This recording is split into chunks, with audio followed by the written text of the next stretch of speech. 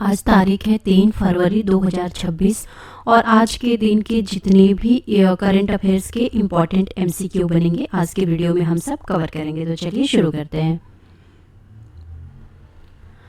शुरुआत करेंगे important days के साथ। तो 1 फरवरी को आता है इंडियन कोस्ट गार्ड का foundation day and Guru Ravidas जयंती भी 1 फरवरी को मनाई जाती है। और 2 फरवरी को एक बहुत ही इम्पॉर्टेंट डे रहता है जो कि है world wetland day. World wetland की थीम काफ़ी इंपॉर्टेंट बनती है, ये आपको जरूर याद रखना है। Wetland and traditional knowledge celebrating cultural heritage, ये आपको याद रखना है। ये 2026 वर्ल्ड वेटलैंड डे की थीम रही थी। आज का पहला सवाल, किस भाषा पर आधारित फिल्म बूंग, ये मूवी का नाम है बूंग, इसने सिक्योर किया है nomination best children and family film category. तो 2 चीज़ें यहाँ पे क्लियर हो गई। एक कैटेगरी है चिल्ड्रन एंड फैमिली फिल्म और फिल्म का नाम है बूंग। इसने बाफ्टा अवार्ड 2026 में अपना नॉमिनेशन सिक्योर किया है। तो ये है मणिपुरी लैंग्वेज बेस्ड फिल्म।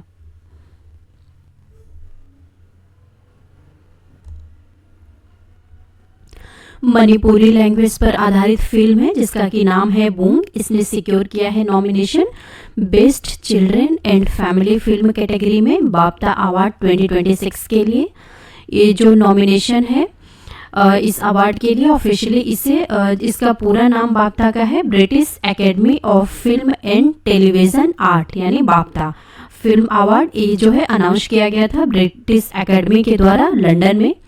और ये जो फिल्म है इसके एक्टर और प्रोड्यूसर हैं फरहान अख्तर और रितेश सिधवानी। और ये फिल्म की जो डायरेक्टर हैं वो हैं लक्ष्मी प्रिया देवी। इन्होंने ये पहली बार एक्चुअली इन्होंने डायरेक्शन के फील्ड में डेब्यू किया है, यानी पहली फिल्म है जो कि इन्होंने डायरेक्ट की है। और टोटल 46 फिल्म ने सिक्योर किया है नॉमिनेशन अलग अलग कैटेगरी में इस साल।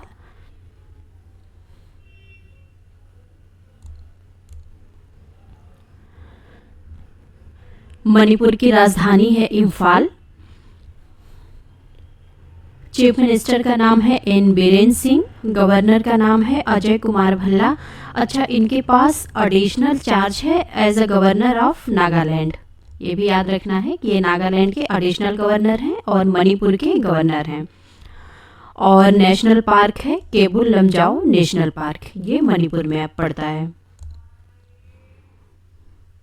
अगला सवाल, भारत पर्व 2026 6 दिवसीय राष्ट्रीय सांस्कृतिक और पर्यटन उत्सव किस मंत्रालय द्वारा आयोजित किया जाता है?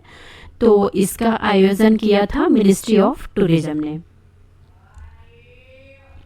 भारत पर्व 2026 टूरिज्म मिनिस्ट्री द्वारा ऑर्गेनाइज्ड 6 दिवसीय यानी 6 दिनों तक चलने वाला सांस्कृतिक राष्ट्रीय एवं पर्यटन उत्सव है। इसका आयोजन वर्ष 2016 से हर साल किया जा रहा है। भारत पर्व गणतंत्र दिवस समारोह के अंतर्गत नई दिल्ली के लाल किले के सामने स्थित लॉन और ज्ञान पथ पर आयोजित किया जाता है। यह आयोजन भारत की जो एक समृद्ध सांस्कृतिक विरासत है, कलात्मक पाक कला और आध्यात्मिक विरासत का जश्न मनाता है। और साथ ही एक भारत श्रेष्ठ भारत और देखो अपना देश जैसे जो कैंपेन हैं इनको भी ये प्रमोट करता है। अच्छा, यूनियन मिनिस्टर ऑफ टूरिज्म कौन है? तो ये हैं श्री गजेंद्र सिंह शेखावत, ये भी याद रखना है। अगला सवाल, हाल ही में जैसलमेर डेजर्ट फेस्टिवल प्रोग्राम 2026 शुरू हो चुका है। इस फेस्टिवल का इस साल कौन सा एडिशन है? तो इस साल इसका एडिशन है 47th। जैसलमेर मरुस्थल महोत्सव जैसलमेर शहर में हर साल फरवरी महीने में आयोजित किया जाता है। इस महोत्सव को मरु है, ये मरु महोत्सव के नाम से भी जाना जाता है। यह 3 दिवसीय उत्सव राजस्थान के जैसलमेर में मनाया जाता है, जिसमें पारंपरिक लोक संस्कृति, संगीत, नृत्य और ऊंट पोलो और पगड़ी बांधने जैसी प्रतियोगिताएं शामिल की जाती हैं। इसका भव्य समापन सैम रेत की टीलों पर होता है। राजस्थान के स्टैटिक फैक्ट पे नज़र डाल लेते हैं। राजधानी है जयपुर। चीफ मिनिस्टर का नाम है भजन लाल शर्मा। गवर्नर हैं हरिभाऊ किशन राव बांगड़े। अच्छा, राजस्थान के नेशनल पार्क देख लेते हैं तो Ranthambore, Sariska, desert, Keoladeo and Mukundra hills national park Rajasthan में स्थित हैं।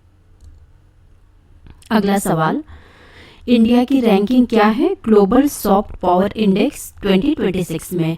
तो भारत की रैंकिंग है 32nd।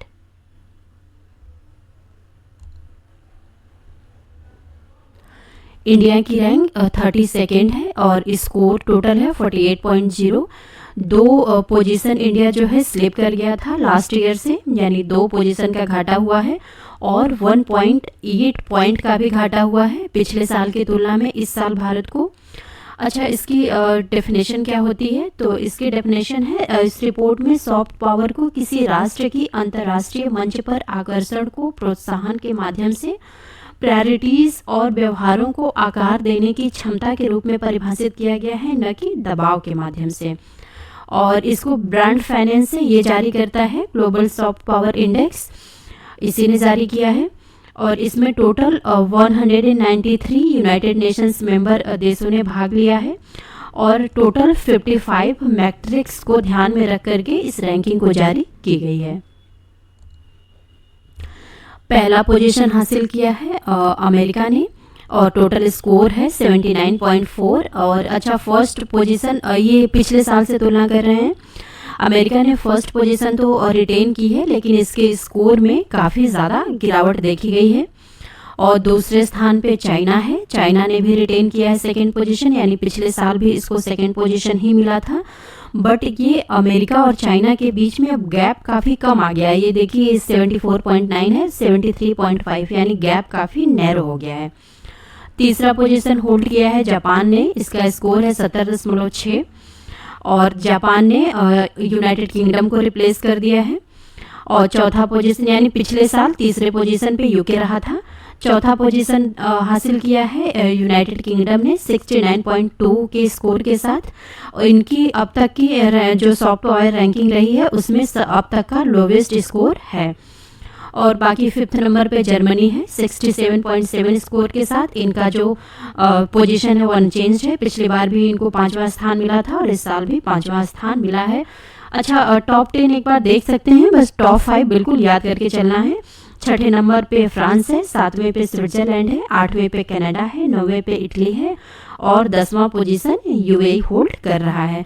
पर टॉप 5 काफ़ी इंपॉर्टेंट बनेंगे, इसको जो है टॉप 5 आपको याद करके चलना है।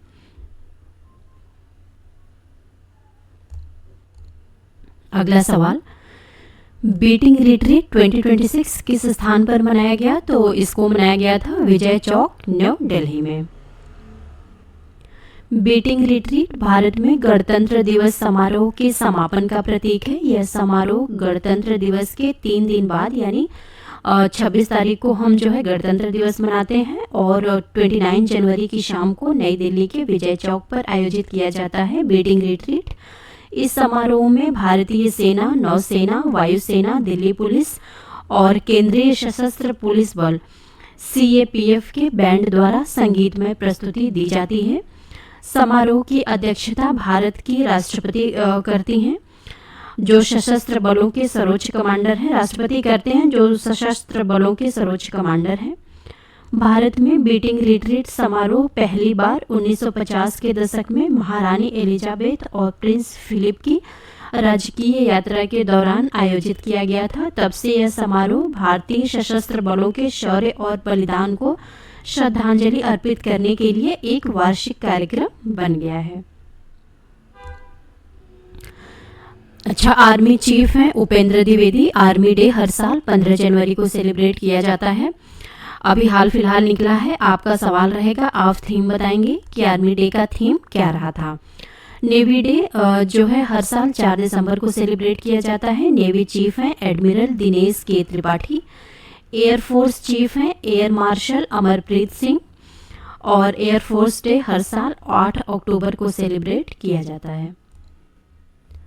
CRPF डे, या इसे CRPF का रेजिंग डे के भी नाम से जाना जाता है, ये 27 जुलाई को रहता है। और डायरेक्टर जनरल यानी डीजी हैं central reserve police force CRPF के ज्ञानेंद्र प्रताप सिंह। ये भी याद रख के चलना है। अगला सवाल, इंडिया अभी हाल फिलहाल में इंडिया एनर्जी वीक 2026 कॉन्क्लूड हुआ है। ये कहाँ पे कॉन्क्लूड हुआ है? तो ये हुआ है गोवा में। इसका आयोजन गोवा में किया गया था। इंडिया एनर्जी वीक यानी IEW 2025 इसका आयोजन 27 से 30 जनवरी 2026 को ONGC एडवांस ट्रेनिंग इंस्टीट्यूट यानी एडवांस ट्रेनिंग इंस्टीट्यूट गोवा में आयोजित किया गया था। इसका एडिशन इंपॉर्टेंट बनेगा, एडिशन रहा था 4th। इसका आयोजन भारत के पेट्रोलियम एवं प्राकृतिक गैस मंत्रालय के संरक्षण में और federation of Indian petroleum industry तथा DMG इवेंट्स द्वारा ज्वाइंटली रूप से किया गया था। भारत ऊर्जा सप्ताह यानी कि इंडिया एनर्जी वीक 2026 में हाइड्रोजन जोन का उद्घाटन केंद्रीय मंत्री हरदीप सिंह पुरी ने गोवा में किया। यह जोन हाइड्रोजन के प्रोडक्शन, उसके स्टोरेज और उसके यूज को लेकर के संपूर्ण मूल्य श्रृंखला पर केंद्रित एक विशेष और महत्वपूर्ण क्षेत्र है। अगला सवाल, कार्लोस अल्काराज ने नोवाक जोकोविक को हरा करके अपना पहला ऑस्ट्रेलियन ओपन जीत लिया है। एक साल में कितने ग्रैंड स्लैम होते हैं? तो एक साल में टोटल 4 ग्रैंड स्लैम होते हैं।